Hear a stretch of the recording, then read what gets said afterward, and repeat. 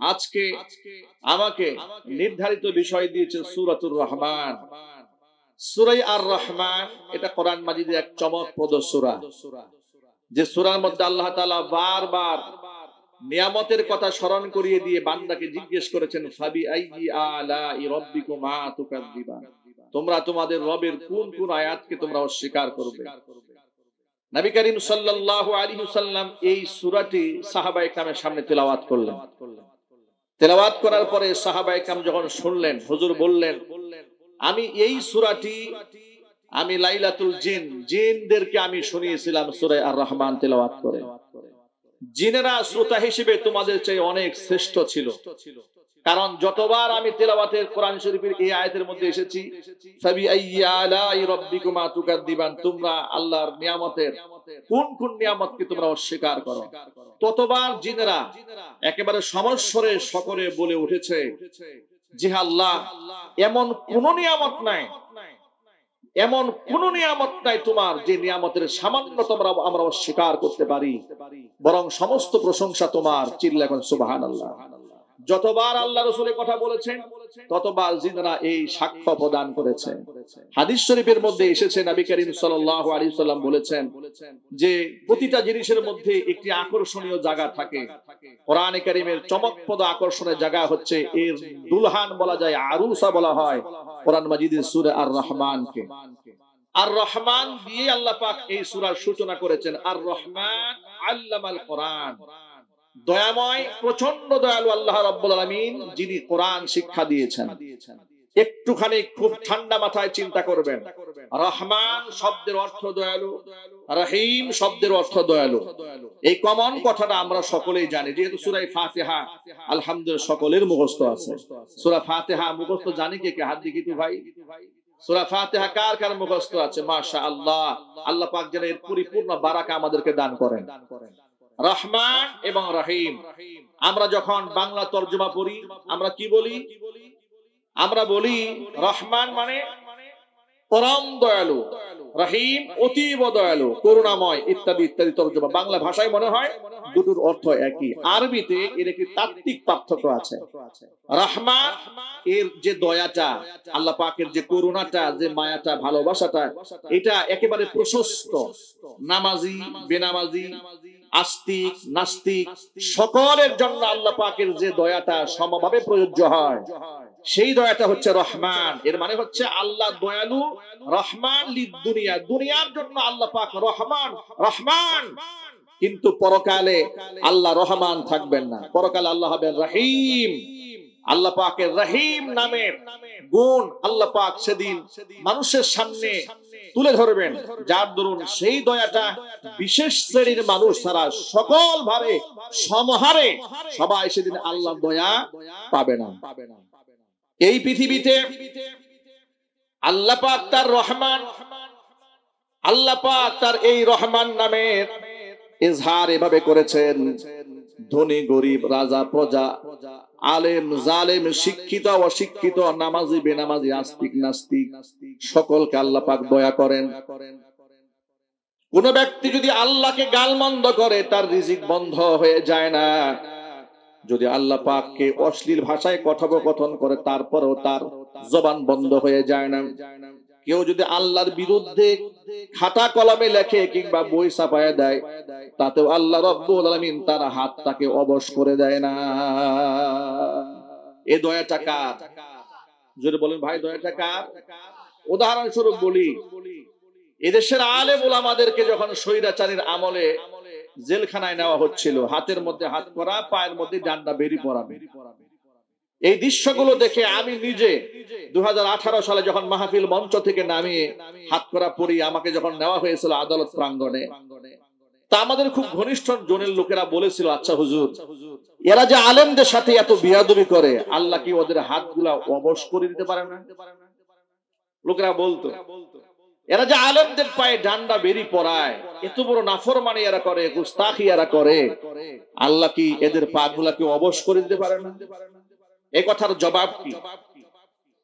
1500 বছর আগে নবী করিম সাল্লাল্লাহু আলাইহি ওয়াসাল্লাম ব্যাখ্যা দিয়েছেন, এই দুনিয়াতে আল্লাহ পাকের প্রিয় ভাজন যারা, যাদেরকে আল্লাহ পছন্দ করেন, ওই সমস্ত ব্যক্তিরা দুনিয়াতে যদি পাপও করে, গুনাহ করে, পাপ করার কারণে আল্লাহ পাক ফাআজ্জালা লাহুল উকুবাতা ফিদ দুনিয়া, দুনিয়াতে তাদের শাস্তি আল্লাহ পাক তড়িৎ গতিতে প্রদান করেন।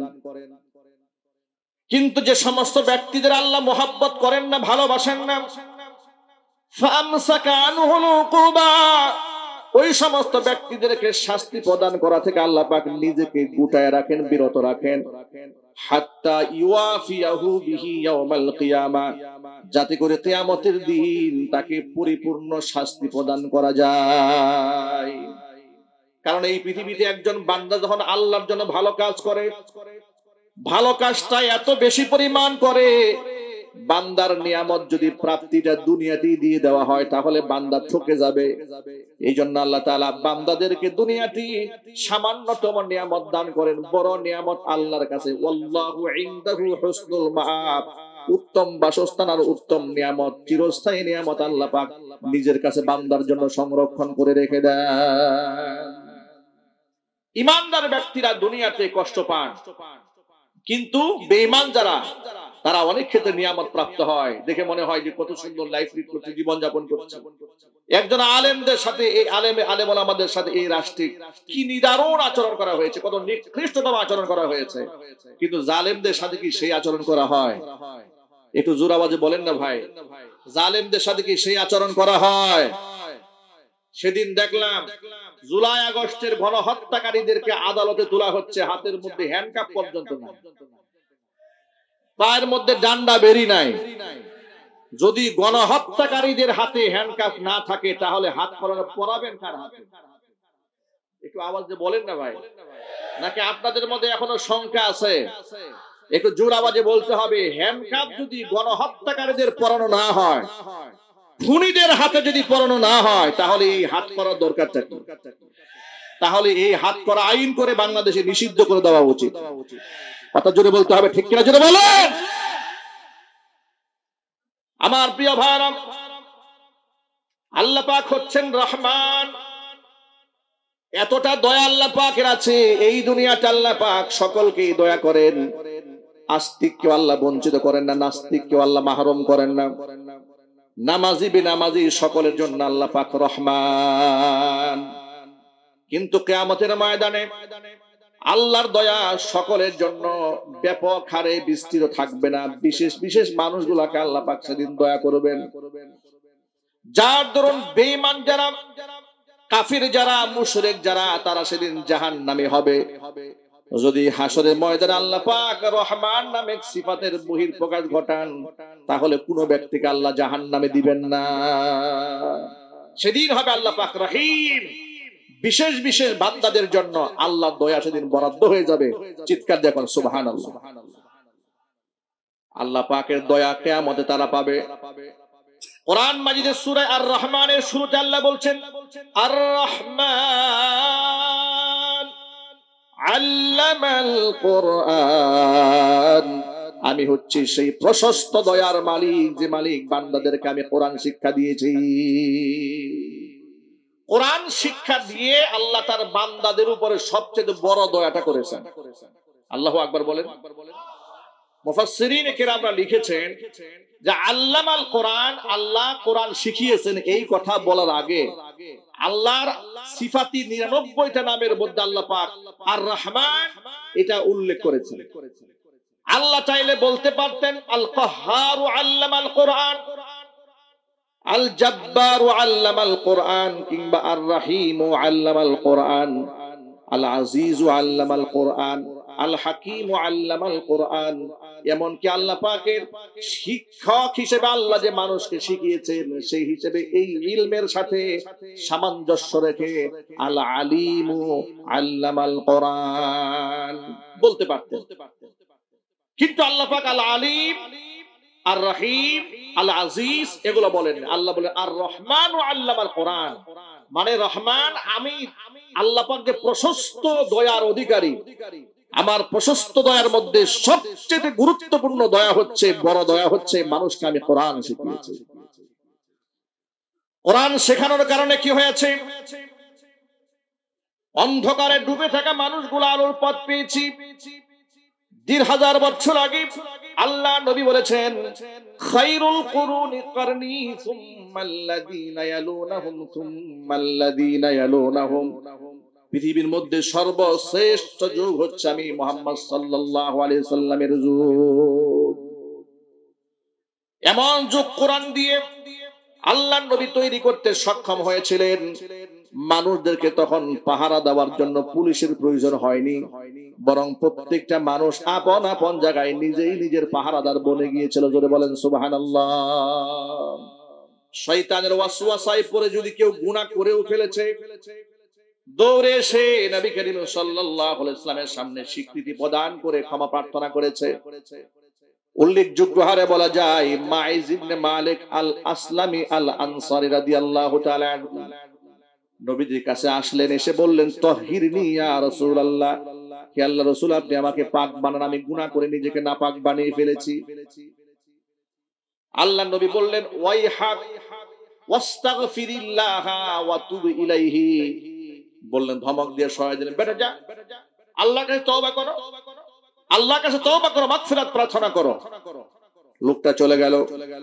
আবার পরের দিন আসলেন, এসে বলছেন, তাহহিরনি ইয়া রাসূলুল্লাহ, হে আল্লাহর রাসূল আপনি আমাকে পাক বানান, আমি গুনাহ করে নিজেকে নাপাক বানিয়ে ফেলেছি। আবার নবীজি একই কথা বললেন, ওয়াইহাক ওয়াস্তাগফিরিল্লাহ ওয়া তুব ইলাইহি, চলে যাও, আল্লাহর কাছে ক্ষমা প্রার্থনা করো। লোকটা চলে গেল। তৃতীয় দিন তিনি আবার আসলেন, এসে বললেন, তাহহিরনি ইয়া রাসূলুল্লাহ, হে আল্লাহর রাসূল আপনি আমাকে পাক বানান। নবীজি এবার তাকে পাল্টা প্রশ্ন করলেন, জিজ্ঞেস করলেন, ফিমা উতাহহিরুকা, আল্লাহর বান্দা তুমি বারবার বলছো আমাকে পাক বানান পাক বানান, এমন কোন কাজ করেছো যে তুমি ইস্তিগফার করলেও নিজেকে পরিত্রাণ করতে পারছো না? তিনি বললেন, ইয়া রাসূলুল্লাহ মিনাজ জিনা, আপনি আমাকে জিনার গুনাহ থেকে পাক বানান। ভাবা যায়, এই দুনিয়াতে কোনো কেউ যদি জিনা ব্যভিচার করে, হাতে নাতে ধরা পড়লেও সে এখান থেকে পাশ কাটিয়ে যাওয়ার চেষ্টা করে। কথা বলেন ভাই, ঠিক কিনা বলেন? ধরা পড়লেও কি করে? পাশ কাটিয়ে যাওয়ার চেষ্টা করে। আর তিনি স্বেচ্ছায় ধরা দিয়ে রাসূলের কাছ থেকে হক কামনা করছেন, শাস্তি কামনা করছেন, যে রাসূল আমি নাপাক হয়ে গেছি, আপনি আমাকে পাক বানান। আল্লাহর নবী, এই পৃথিবীতে যত জাজ আছে, যত বিচারক আছে, সমস্ত বিচারকরা যদি পৃথিবীর অন্যান্য বিচারকদের থেকে মুখ ফিরিয়ে নিয়ে কোরআন মুখী হতো, রাসূল মুখী হতো, তাহলে এই দুনিয়ার মধ্যে তারা শ্রেষ্ঠ বিচারক হয়ে যেত। কিন্তু সমাজের মধ্যে দেখা যায়, আল্লাহর নবীকে মডেল না বানানোর কারণে এই সমস্ত রাষ্ট্রের বিচারকেরা তারা নিরপরাধী মানুষকে অপরাধী বানায়, আর অপরাধী মানুষকে নিরাপদ বানায় দেয়। ঠিক কিনা জুড়ে বলেন? অপরাধী ব্যক্তিরা নিরাপদ থাকে, আর প্রকৃত যারা নিরাপরাধ মানুষ তাদেরকে অপরাধী বানায় দেওয়া হয়, কারণ তারা রাসূল পাক সাল্লাল্লাহু আলাইহি সাল্লামের আদর্শকে ফলো করে না। আমার যুবক ভাইরা, নবী করিম সাল্লাল্লাহু আলাইহি সাল্লামের কাছে বিচার চাওয়া হলো। এবার আল্লাহর নবী বিচার কার্যকর করবেন, তিনি হদ কায়েম করবেন। এবার তিনি জাস্টিফাই করার জন্য সাহাবীদের একটা টিম পাঠাই দিলেন। মাইজ ইবনে মালিক আল আসলামি আল আনসারী, তিনি মানসিক ভারসাম্য কিনা, পাগল কিনা, কিংবা মদখোর কিনা, এলাকার মানুষের কাছ থেকে তথ্য চাওয়া হলো। এলাকার মানুষরা সাক্ষ্য দিল তিনি মানসিক ভারসাম্যহীন নন, তিনি পাগল নন, তিনি উন্মাদ নন, তিনি সুস্থ মস্তিষ্কের মানুষ। সাহাবায়ে কেরাম স্বীকৃতি নিয়ে আসলেন, সাক্ষ্য নিয়ে আসলেন। এবার রাসূল বললেন, এক কাজ করো, মাইজ ইবনে মালিকের মুখের মধ্যে একটু নাক লাগিয়ে চেক দাও তো, সে আশারিবাল খামরা, সে মদ্যপান করেছে নাকি। একেবারে মুখের মধ্যে নাক লাগিয়ে সাহাবায়ে কেরাম চেক দিলেন যে হ্যাঁ, তিনি মদ পান করেন নাই। এরপর তার উপর হদ কায়েম করা হলো, তাকে কোমর পর্যন্ত মাটির মধ্যে দাবিয়ে দেওয়া হলো। চতুর্পাশ থেকে সাহাবায়ে কেরাম পাথর নিক্ষেপ করে তাকে হত্যা করলেন। হত্যা করার সময় যখন প্রস্তর আঘাত করা হচ্ছে, এমন ওই সময় গা থেকে ফিনকি দিয়ে একটু রক্ত নবী করিম সাল্লাল্লাহু আলাইহি ওয়াসাল্লামের সাহাবী হযরত খালিদ বিন ওয়ালিদ রাদিয়াল্লাহু তাআলা আনহুর গায়ে এসে লেগেছে। তিনি তাকে ভৎসনা দিয়ে বলছে, তোমার মতো নিকৃষ্ট মানুষের রক্ত আমার গায়ে লেগেছে, তুমি ধ্বংস হও। নবীজি সাল্লাল্লাহু আলাইহি ওয়াসাল্লামের কানে আওয়াজটা পৌঁছলো। আল্লাহর নবী বললেন, তাকে তোমরা ভৎসনা করো না, তাকেই তোমরা গালমন্দ করো না। মাইজ ইবনে মালিক আল আসলামি আল আনসারী তওবা আল্লাহর কাছে এমন ভাবে কবুল হয়ে গেছে, যদি তার এই তওবার মোকাবেলায় 70 জন গুনাহগার বান্দাকে দাঁড় করায় দেওয়া হয় যারা এই অপরাধী, আর যদি তার একটা তওবা বিপরীত দাঁড় করায় দেওয়া হয়, আল্লাহ পাক সকলের তওবা কবুল করে নিবে। ভাইরা আমার, বুঝাতে চেয়েছি কোরআন দিয়ে সমাজ কায়েম করার পরে এমন জামানা তৈরি হলো যাদেরকে পুলিশ দিয়ে পাহারা দেওয়ার প্রয়োজন হয় নাই, নিজেই নিজের পাহারাদার হয়েছে। জোরে বলতে হবে আল্লাহু আকবার। আল্লাহর সবচেয়ে বড় দয়া, আল্লাহ মানুষকে কোরআন শিখিয়েছেন। কোরআনে কারীম কার বাণী? জোরে বলেন তো ভাই, এটা কার বাণী? আল্লাহ মানুষকে কোরআন শিখিয়ে সবচেয়ে বড় দয়া করেছেন। আল্লাহ পাক নিজে এখানে আল্লামাল কোরআন, আমি মানুষকে কোরআন শিখিয়েছি। কোরআনে কারীমকে যারা শিখে, যারা শেখায়, তাদের মর্তবা আল্লাহ রাব্বুল আলামিন বৃদ্ধি করে দেন। যারা কোরআনে কারীমের ধারক হয়, বাহক হয়, হামিলুল কোরআন হয়, তাদের আকাশচুম্বী মর্যাদা আল্লাহ পাক বাড়ায় দেন। নবী করিম সাল্লাল্লাহু আলাইহি ওয়াসাল্লাম বলেছেন, হাদিসটা বুখারীতে এসেছে, হুজুর বলেন, আল মাহিরু বিল কুরআনি মা সাফারাতিল কিরামিল বাররা। এই পৃথিবীতে যারা দক্ষতার সাথে, যোগ্যতার সাথে কোরআনে কারীম তেলাওয়াত করতে জানে, ওই সমস্ত ব্যক্তিদের মর্যাদা নৈকট্য প্রাপ্ত ফেরেশতা তুল্য হয়ে যায়। ওয়াল্লাযী ইয়াকরাউল কুরআন, আর যারা কোরআনে কারীমের তেলাওয়াত করে, ওয়ায়াতাতাউ, কোরআন পড়তে কষ্ট হয়, ধাক্কায় ধাক্কায় ঠেলে ঠেলে কোরআন তেলাওয়াত করে, কিন্তু তেলাওয়াত বন্ধ করে না, এবং কি তার জন্য তেলাওয়াত করতে বড় কষ্ট হয়। ওয়া হুয়া শাকুন আলাইহি, কষ্ট হয়, এরপরেও বান্দা কোরআন তেলাওয়াত বন্ধ করে না। নবী করিম সাল্লাল্লাহু আলাইহি ওয়াসাল্লাম বলেছেন, লাহু আজরান, আল্লাহ পাক বান্দা বান্দির নাম আমল নামায় ডাবল সওয়াব লিখে দেন। এইজন্য কোরআনে কারীম যারা শিখে, যারা শেখায়, তাদের মর্তবা অনেক বেশি। রাসূল পাক সাল্লাল্লাহু আলাইহি ওয়াসাল্লাম বলেছেন, খায়রুকুম মান তাআল্লামাল কুরআনা ওয়া আল্লামা, তোমাদের মধ্যে সর্বশ্রেষ্ঠ সেই ব্যক্তি যে ব্যক্তি নিজে কোরআন শেখে, অপরকে কোরআনে কারীম শিক্ষা দেয়। এই যে আল্লাহ পাক মানুষকে কোরআন শিখিয়ে দয়া করলেন, এই পৃথিবীতে যারা কোরআনের শিক্ষক ছিলেন, পৃথিবীর প্রথম সারির মুআল্লিম যারা ছিলেন, তাদের মর্তবা, তাদের মর্যাদা আল্লাহ পাক এতটা উপরে উঠিয়ে দিয়েছেন। বিখ্যাত সাহাবী উবাই ইবনে কাব রাদিয়াল্লাহু তাআলা আনহু, যিনি কাতেবে ওহী ছিলেন, কোরআনে কারীমের আয়াত যখন নাজিল হতো তিনি সেটা নিজ হাতে লিখে সংরক্ষণ করতেন। নাম হচ্ছে উবাই ইবনে কাব রাদিয়াল্লাহু তাআলা আনহু। উবাই ইবনে কাব রাদিয়াল্লাহু তাআলা আনহুকে আল্লাহর নবী ডেকে বলছেন, এ উবাই, আল্লাহ পাক আমাকে হুকুম করেছে আমি যেন তোমাকে সূরা বায়িনা তেলাওয়াত করে শোনাই। উবাই ইবনে কাব রাদিয়াল্লাহু তাআলা আনহু অবাক হয়ে গেলেন। আল্লাহ তাআলা আমাকে শোনাতে বলেছেন, এর মানে আওয়াজ সাম্মানি ইয়া রাসূলুল্লাহ, হে আল্লাহর রাসূল, আল্লাহ যখন আমাকে কোরআনে কারীম শিখাতে বলেছেন, আমার সামনে বর্ণনা করতে বলেছেন, নবীজি আপনি মেহেরবানি করে বলেন তো আল্লাহ পাক কি তার জবানে আমার নামটা উচ্চারণ করেছে নাকি? আওয়াজ সাম্মানি, আল্লাহ কি আমার নাম উচ্চারণ করেছেন? রাসূল বলেন, হ্যাঁ উবাই, আল্লাহ তোমার নাম ধরে বলেছেন আমি যেন তোমার কোরআন শেখাই। যখন সুবহানাল্লাহ, আল্লাহর জবানে উবাই ইবনে কাব রাদিয়াল্লাহু তাআলা আনহুর নাম উচ্চারিত হয়েছে। কেন উচ্চারিত হয়েছে? কারণ তিনি কোরআন শরীফের শিক্ষক ছিলেন। আপনারা আমার সামনে যারা বসে আছেন, আপনাদের জ্ঞাতার্থে বলতে চাই, আল্লাহ যে কোরআন শরীফে বললেন আর রহমান ও আল্লামাল কোরআন, আমার দয়ার সবচেয়ে বড় দয়া এটা যে বান্দাকে আমি কোরআন শিখিয়েছি। এটা সবচেয়ে বড় দয়া, যে এজন্য এর কয়েকটা প্রবাদ আপনারা লক্ষ্য করেন। আচ্ছা, আমাদের দেশের স্কুল, কলেজ, বিশ্ববিদ্যালয়ের মধ্যে মাদক আছে না নাই? সাক্ষ্য কিন্তু সকলে একটু জোরে দেন নাই, আরো জোরে বলতে হবে, মাদক আছে না নাই? ঢাকা বিশ্ববিদ্যালয়ে মাদক আছে না নাই? বরং মাদক সেখানে নির্বিঘ্নে, নিশ্চিন্তে সেখানে লোকেরা সেবন করতে পারে, কোনো অসুবিধা হয় না। যদি কোনো ব্যক্তি সেখানে প্রকাশ্যে গাঁজা সেবন করে, তাতে কোনো অসুবিধা নাই। বয়ফ্রেন্ড গার্লফ্রেন্ড নিয়ে ঘুরে বেড়ায়, তাতেও কোনো অসুবিধা নাই। কিন্তু অসুবিধা ছিল, বিশ্ববিদ্যালয় কোন ছেলে যদি মুখের মধ্যে দাড়ি রেখে মাথায় টুপি দিয়ে সঠিক সময় জামাতে নামাজ আদায় করেছে, তার পেছনে গোয়েন্দা লাগিয়ে দেওয়া হয়েছে, রয়ের এজেন্টদেরকে লাগিয়ে দেওয়া হতো তার মৌলবাদ আখ্যা দেওয়ার জন্য। আর এই কাজগুলা করতো কারা?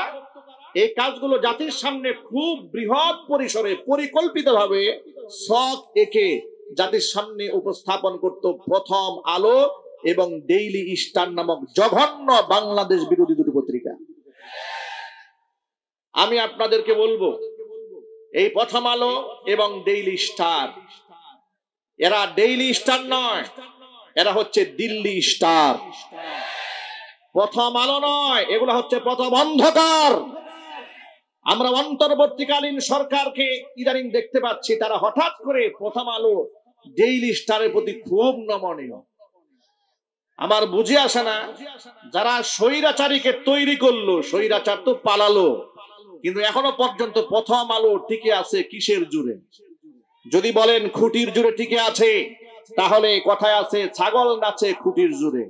যে খুঁটির জুড়ে ছাগলটা নাচে, সেই খুঁটিটা আগে তুলে ফেলতে হবে। আজকে গোটা বাংলাদেশের মানুষ প্রথম আলোর বিরুদ্ধে দাঁড়িয়েছে, ডেইলি স্টারের বিরুদ্ধে দাঁড়িয়েছে, কিন্তু প্রথম আলো আপন মহিমায় দাঁড়িয়ে আছে, যেন তাকে বলার কেউ নাই, তার বিরুদ্ধে কথা বলার কেউ নাই। আপনারা প্রথম আলো বাদ দিয়ে দেন, ডেইলি স্টার বাদ দিয়ে দেন, দৈনিক জঘন্য কণ্ঠ বাদ দিয়ে দেন, ৭১ বাদ দিয়ে দেন, এই সবগুলা পত্রিকা বাংলাদেশের স্বার্থ বিরোধী কাজ করে, কথা বলতে হবে ঠিক কিনা? এগুলো বাদ দিয়ে এই ডিসেম্বর মাসে বাংলাদেশের সর্বাধিক জনপ্রিয় পত্রিকা আমার দেশ প্রকাশিত হচ্ছে ইনশাআল্লাহ।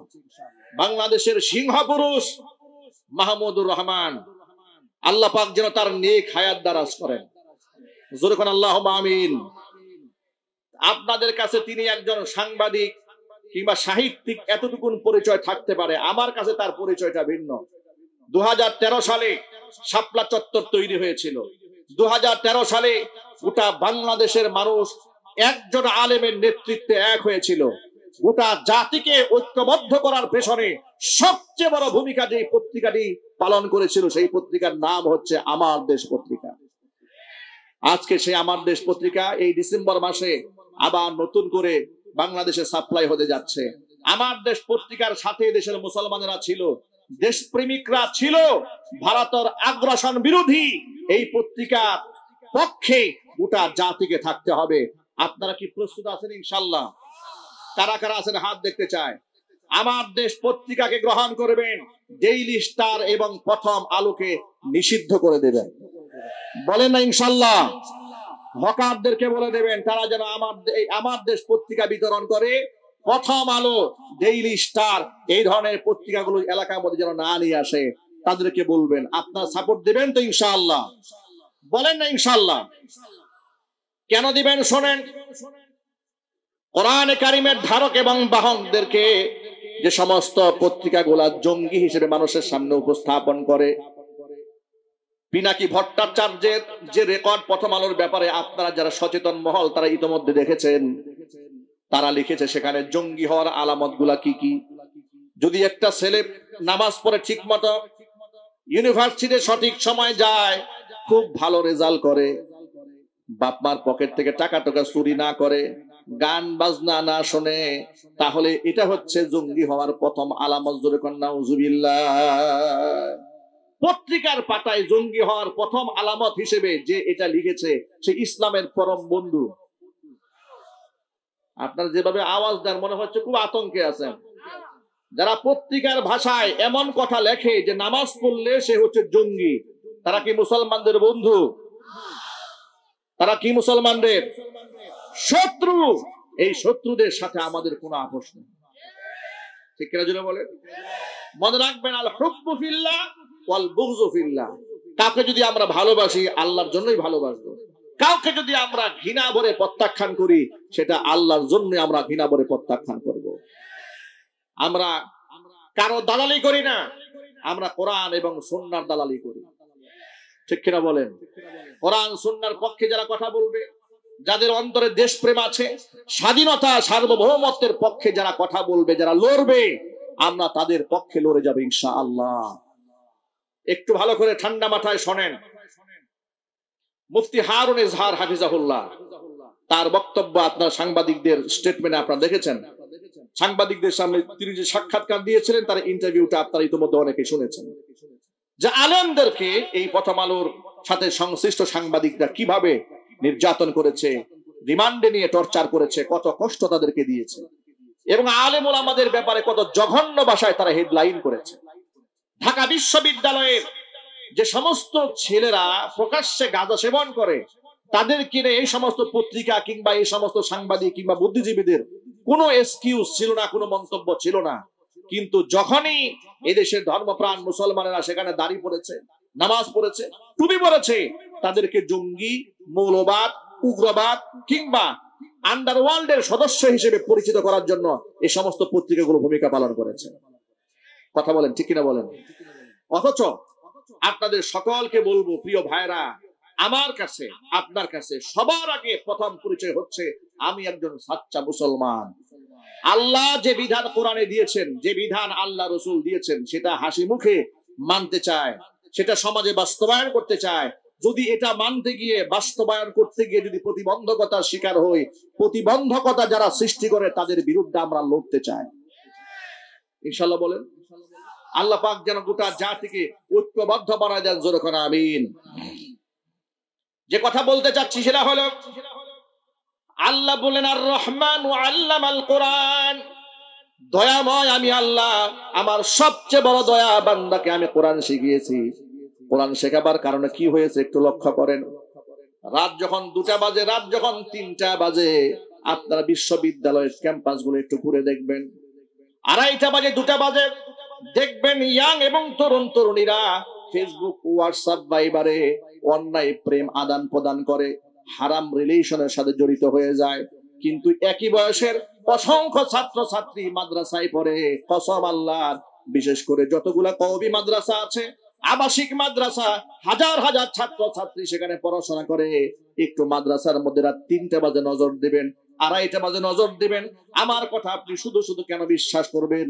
হাটাজারি মঈনুল ইসলাম হাটাজারি মাদ্রাসায় আপনি 3 দিনের জন্য মেহমান হয়ে যান, জামিয়া রহমানাতে মেহমান হয়ে যান, বাবুনগরে মেহমান হয়ে যান, পটিয়া মাদ্রাসায় মেহমান হয়ে যান, এই সমস্ত বড় বড় মাদ্রাসার মধ্যে মেহমান হয়ে 3 দিন অবস্থান করেন। রাত 3টা বাজে, 2:30 বাজে যে বয়সের যুবক যুবতীরা ফেসবুক, হোয়াটসঅ্যাপ, ভাইবারে অন্যায় প্রেম ভালোবাসায় নিজেরা একেবারে ডুবে যায়, ওই মুহূর্তে লক্ষ লক্ষ হাজার হাজার মাদ্রাসা ছাত্ররা তাহাজ্জুদের নামাজে দাঁড়িয়ে যায়।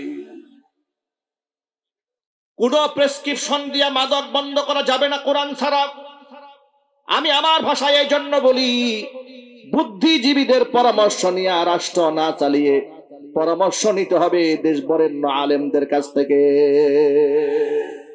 অন্তর্বর্তীকালীন সরকারকে অন্তরে অন্তঃস্থল থেকে মোবারকবাদ জানাচ্ছি তার এই সম্মানজনক সিদ্ধান্তের কারণে। গোটা রাষ্ট্র স্বাধীনতা, সার্বভৌমত্ব যখন হুমকির মুখে পড়েছে, আমাদের পার্শ্ববর্তী দেশের আগ্রাসন যখন দেশের মধ্যে বাঘের মতো থাবা দিতে চেয়েছে, গোটা রাষ্ট্রের মূল্যবান সম্পদ এদেশের হযরত উলামায়ে কেরামের সাথে ডক্টর মোহাম্মদ ইউনূস একান্তে পরামর্শ নিয়েছেন। ঠিক কিনা বলেন? দেশ 71-এ স্বাধীন হওয়ার পর থেকে এই 2024 পর্যন্ত আলেম ওলামাদেরকে সম্মান দিয়ে, আলেমদেরকে সামনে বসিয়ে দেশের কোন প্রধানমন্ত্রী, প্রধান উপদেষ্টা এভাবে তাদের কথাগুলো কাছ থেকে শুনেছেন, মতামত নিয়েছেন, এমন কোন ঘটনা কি বিগত জীবনে ঘটেছে? একটু যদি বলেন, তাহলে তার এই ভালো কাজটাকে মোবারকবাদ দেওয়ার কি দরকার আছে না নাই? তারা আলেমদের কথা শুনেছেন, তারা সব ধর্মের মানুষের কথা তারা শুনেছেন, রাজনীতিবিদদেরকে মূল্যায়ন করেছেন, বিভিন্ন রাজনৈতিক দলের নেতা এবং মুখপাত্রদের বক্তব্য তিনি শুনেছেন। আমি বলবো ডক্টর মোহাম্মদ ইউনূসকে আপনি যেমন আলেমদেরকে কাছে টেনেছেন, আপনাকেও মোবারকবাদ জানাচ্ছি। সাথে সাথে আপনি অবলীলায় তাফসীর মাহফিলগুলো উইদাউট পারমিশন, থানা থেকে কোনো প্রকারের পারমিশন ছাড়া আপনি করার যে সুযোগ তৈরি করে দিয়েছেন, আপনাকে অন্তরস্থল থেকে মোবারকবাদ জানাচ্ছি। সাথে সাথে আপনার এই কাজকে আরো একটু পূর্ণতায় নেওয়ার জন্য বলছি, এই দেশের বুদ্ধিজীবীদের তালিকায় প্রথম সারিতে দেশের বিজ্ঞ, মুহাক্কিক, মুদাক্কিক, দক্ষ আলেমদের নাম উঠায় দেন। দরকার আছে না নাই? আরো জোরে বলেন, আছে না নাই? ফায়দা কি হবে শোনেন।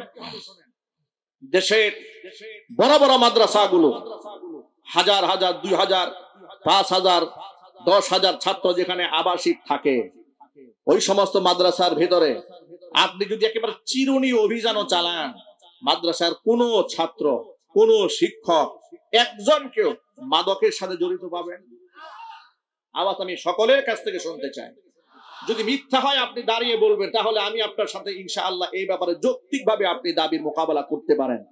আপনি হৃদয়ের গভীর থেকে শ্রদ্ধা নিবেদন করে এই সত্যকে হাসি মুখে স্বীকার করে বলুন, মাদ্রাসার কোন একটা ছাত্রের হাতে আপনি সিগারেট পাবেন, গাঁজা পাবেন?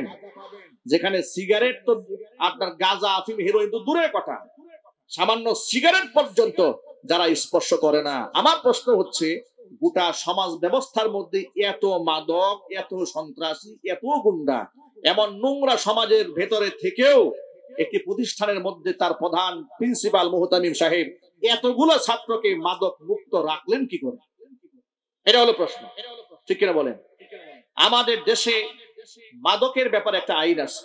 2021 সালে স্বৈরাচারী সরকার আইন করেছে। আইন কি? আইনটা হচ্ছে এই, যদি কোনো ছেলের বয়স 21 বছর হয়ে যায়, ছেলে মেয়ের বয়স, তারা প্রাপ্তবয়স্ক।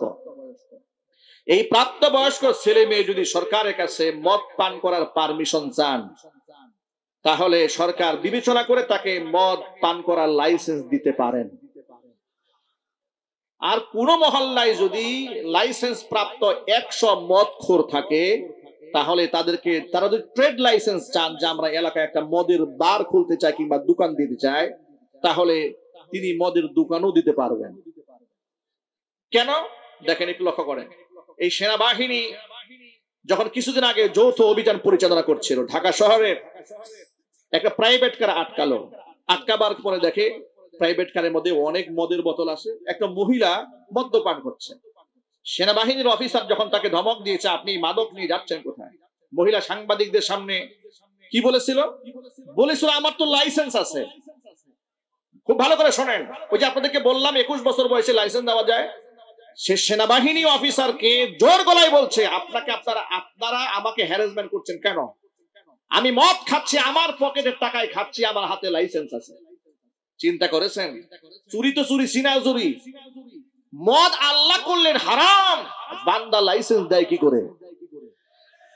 আপনাদের আওয়াজ নাই। মদ কি হুজুররা হারাম করেছে? মদ কে হারাম করেছেন? তাহলে মানুষ লাইসেন্স দিল কি করে? এ আইন কি করে তৈরি হলো? এ আইন কারা তৈরি করলো? আমি আপনাদেরকে বলি, ওদের জিজ্ঞেস করলে ওরা বলে যে মাদক তো নিষিদ্ধ করা যাবে না, অমুসলিমরাও দেশে থাকে, মাদক নিয়ন্ত্রণ আইন করা উচিত। এই জন্য ওরা নিয়ন্ত্রণ আইন করেছে। নিয়ন্ত্রণ মানে কি? নিয়ন্ত্রণ মানে হচ্ছে, মদ যদি কেউ হোটেল সালাদিয়াতে খায় তাহলে হারাম, কিন্তু মদ যদি কেউ 5 স্টারে খায় তাহলে এটা মুস্তাহাব। কথা বলেন, ঠিক কিনা বলেন? ওপেনে আপনি দেখবেন 5 স্টার হোটেল গুলোতে যাবেন, বারে যাবেন, সুন্দর আপনাকে পরিবেশন করছে মদ, একেবারে গ্লাসে গ্লাসে টুকা দিয়া মদ্য সেবন করছে, হুইস্কি পান করছে, কি মজা! মানে ওখানে এগুলো সব হালাল, আর গরিবরা খাইলেই এটা হারাম। এই ভণ্ডামি বাদ দিতে হবে। 1500 বছর আগে কোরআনে কারীমের আয়াত নাযিল করে আল্লাহ বলেছেন, ইয়া আইয়ুহাল্লাযীনা আমানু ইন্নামাল খামরু ওয়াল মাইসিরু ওয়াল আনসাবু ওয়াল আজলামু রিজসুম মিন আমালিশ শাইতান ফাজতানিবুহু লাআল্লাকুম তুফলিহুন। হে ঈমানদারগণ, 4টি জিনিস হচ্ছে শয়তানের নাপাক কর্মকাণ্ড পরিহার করতে হবে। 1 নাম্বার হচ্ছে ইন্নামাল খামরু, 1 নাম্বার হচ্ছে মদ, 2 নাম্বার হচ্ছে জুয়া, 3 নাম্বার হচ্ছে মূর্তি, 4 নাম্বার হচ্ছে ভাগ্য নির্ধারণকারী তীর। এগুলা হচ্ছে শয়তানের নাপাক কর্মকাণ্ড, ফাজতানিবুহু, পরিহার করতে হবে। তাহলে মদকে পরিহার করার জন্য, ছেড়ে দেওয়ার জন্য নির্দেশ দান করেছেন কে? আল্লাহ। মদকে করলেন হালাল, বান্দা দিছে সার্টিফিকেট। বান্দা কি দিচ্ছে? সার্টিফিকেট দিচ্ছে। এই জন্য বান্দার সার্টিফিকেট দেওয়ার কারণে দেশে অসংখ্য মদখোর তৈরি হয়েছে। কিন্তু মাদ্রাসাগুলোর মুহতামিম সাহেবরা সন্তানদেরকে নিজের সন্তান তুল্য আদর করে, স্নেহ করে, সোয়াগ করে, কোরআন শিখিয়ে, হাদিস শিখিয়ে তাদের মধ্যে ক্ষুধা ভীতি এমন ভাবে ঢুকিয়ে দিয়েছে, আপনি যদি একজন মাদ্রাসা শিক্ষায় শিক্ষিত, কোরআন শিখেছে এমন কোন ব্যক্তিকে হত্যাও করেন, এরপরে তাকে মদ খাওয়াতে পারবেন না। ঠিক কিনা জোরে বলেন? এই জন্য আমি বলেছি বুদ্ধিজীবীদের কাতারে আলেমদেরকে বসিয়ে দিন, আলেমদের পরামর্শ নিন। গোটা দেশকে মাদক মুক্ত করা সময়ের ব্যাপার। আপনি আলেমদের পরামর্শ নিন, ধর্ষণ মুক্ত সমাজ বানানো একেবারে 1-2 ব্যাপার। কথা বলেন ভাই, ঠিক কিনা বলেন? আমরা কি এদেশের আলেমদেরকে মূল্যায়ন করতে পারবো না ইনশাআল্লাহ? জোরে বলুন ইনশাআল্লাহ। এবার আপনারা বলুন, আলেমরা কি আসলে রাষ্ট্রের বোঝা? আরো জোরে বলেন, রাষ্ট্রের বোঝা? আলেমরা হচ্ছে রাষ্ট্রের জন্য নিয়ামত। বরং এই আলেম ওলামারা রাষ্ট্রের যে কোনো ক্রাইসিস মোমেন্টে, ক্লান্তি লগ্নে, সেটা দুনিয়াবি ব্যক্তি হোক, অন্য কোনো ব্যাপারেই হোক, যখনই কোনো মুসিবতের সম্মুখীন হয়েছে, আলেমরা একেবারে ভাই ভাই মিলেমিশে একাকার হয়ে মানুষের সাহায্যের জন্য সবার আগে হাত বাড়িয়ে দিয়েছে এই দেশের ওলামারা। কথা বলেন ঠিক কিনা? আল্লাহ রাব্বুল আলামিন কোরআন শিখিয়ে বান্দার উপরে সবচেয়ে বড় দয়াটা করেছেন। ওই কোরআন শিক্ষা আল্লাহ তাআলা আমাদের জন্য ফরজ করে দিয়েছেন। উপস্থিত সকল ভাইদেরকে বলছি, তাহলে কোরআনের শিক্ষায় শিক্ষিত হওয়ার কারণে হাজার হাজার কওমি মাদ্রাসার ছাত্র এবং ছাত্রীরা, উস্তাদেরা মাদক মুক্ত জীবন গড়তে সক্ষম হয়েছে। তাহলে সেই কোরআন শিক্ষার দরকার আমাদের সকলের জন্য আছে না নাই? আমরা সকলে কোরআনে কারিমের ছাত্র হতে চাই, রাজি আছেন না ইনশাআল্লাহ? কারা কারা রাজি হাত দেখি তো ভাই ইনশাআল্লাহ।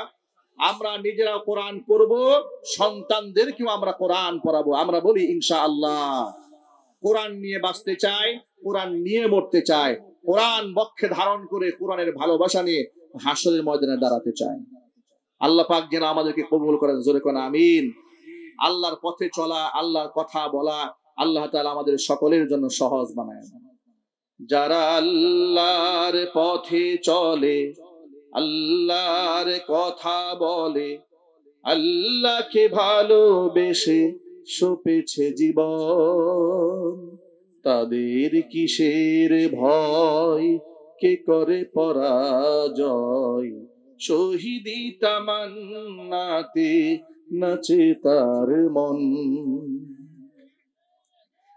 হাসনা হেনার গানে ভুলে না হৃদয় তার, কালিমার মিশক মাখা হৃদয় রয়েছে যার।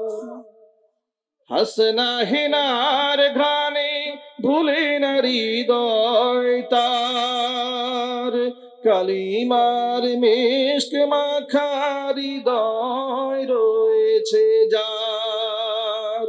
সব পিছু টান ভুলে জিহাদের পথে চলে। ঠিক কিনা বলেন? সব পিছু টান ভুলে জিহাদের পথে চলে, সে তো তার ঈমান বলে। যারা আল্লাহর পথে চলে, আল্লাহর কথা বলে, আল্লাহকে ভালোবেসে সপেছে জীবন, তাদের কিসের ভয়, কে করে পরাজয়, শহীদি তামান্নাতে নাচে তার মন। যারা আল্লাহর পথে চলে, আল্লাহর কথা বলে, আল্লাহকে ভালোবেসে সপেছে জীবন, তাদের কিসের ভয়, কে করে পরাজয়, শহীদি তামান্নাতে নাচে তার মন। আল্লাহ রাব্বুল আলামিন আমাদের ঈমানের শক্তিকে বৃদ্ধি করে দিন। এতক্ষণ পর্যন্ত আপনাদের সামনে যে কথাগুলো বলেছি, সবার আগে আল্লাহ তাআলা আমাকে, আমার ভাইদেরকে, মা বোনদেরকে আমল করার তৌফিক দান করুন, আমিন। ওয়া আখিরু দাওয়ানা আনিল হামদুলিল্লাহি রাব্বিল আলামিন। আসসালামু আলাইকুম ওয়া রাহমাতুল্লাহি ওয়া বারাকাতুহু।